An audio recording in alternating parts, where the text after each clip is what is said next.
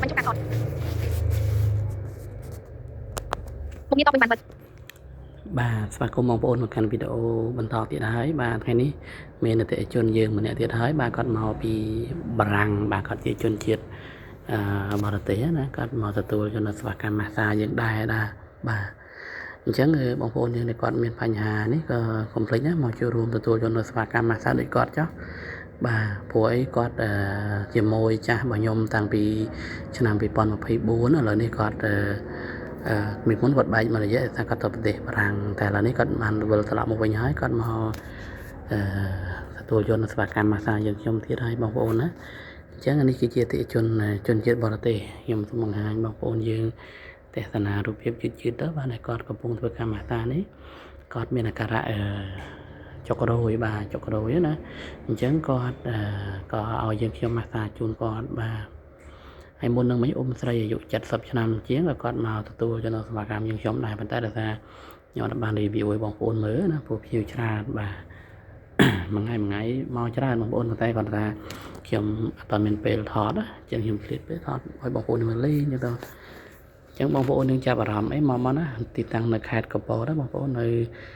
ទីរួមខេត្តតែម្ដងបាននៅផ្លូវតពាំងផលិតបងប្អូនមកដល់សួររកគេថានៅតពាំងផលិតនំណាប្រជាជនខេត្តកពតក៏នឹងប្រាប់បងប្អូនហើយបាទឬក៏បងប្អូនយើងតាក់ទងខ្ញុំមកក៏បានដែរបាទលេខទូរស័ព្ទ070ឬក៏078បាទ97 32និង98បាទចាំបងប្អូនទស្សនារូបភាពលេងបាទ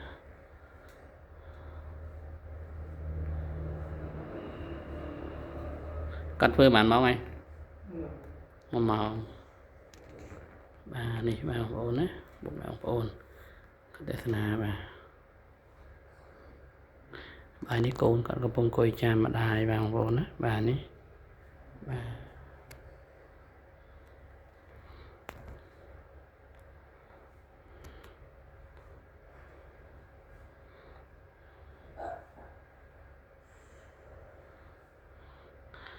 អរគុណណាស់បើសិនជាពុកម៉ែបងប្អូននេះមានអាការៈចុកថ្លោះស្ក្រេចស្ពឹកស្រពន់ stress គេងមិនលក់ឈឺក្បាលវិលមុខអស់កម្លាំងចុកដៃចុកជើងឈឺឆ្អឹងខ្នងឈឺដុំឈឺស្លាក់អីហ្នឹងបងប្អូនអាចមកឲ្យពួកខ្ញុំសម្រួលជូនបានណាបងប្អូនណាពួកខ្ញុំនឹងសម្រួលជូនទៅដល់ពុកម៉ែបងប្អូនបាទអត់ថ្លៃទេបងប្អូន1 ម៉ោងថា6 7ដុល្លារទេបាទចាំបងប្អូនអាចមកបានណាអត់អីទេយើងខ្ញុំគិតជាម៉ោងបងប្អូនណាហើយការធ្វើភាសាយើងខ្ញុំទីផ្សារនេះផងសូមបញ្ជាក់ថាយើងខ្ញុំមានសិតតែមានគ្រូបង្រៀនយ៉ាងពិតប្រាកដណាបងប្អូនណាមិនម៉ាស្សាលំយកទៅលុយបងប្អូនណាអត់ទេគឺម៉ាស្សាដោយមានជំនាញពិតប្រាកដណាពោពេញទៅដោយបទពិសោធន៍យូរឆ្នាំពួកខ្ញុំសិតតែម្នាក់10ឆ្នាំអីឡើងលើហើយអស់ហើយបងប្អូនណាសម្រាប់ក្នុងការចាក់ផ្សាយនេះបាទចាំបងប្អូនទស្សនារូបភាពលេងបាទនេះជាវីដេអូ review ពាក់ព័ន្ធជាមួយនឹងការម៉ាស្សាក្នុងការចាប់សរសៃបាទម៉ាស្សាបែបជប៉ុនណាបងប្អូនបាទដោយជនពិការភ្នែករបស់កម្ពុជាបាទ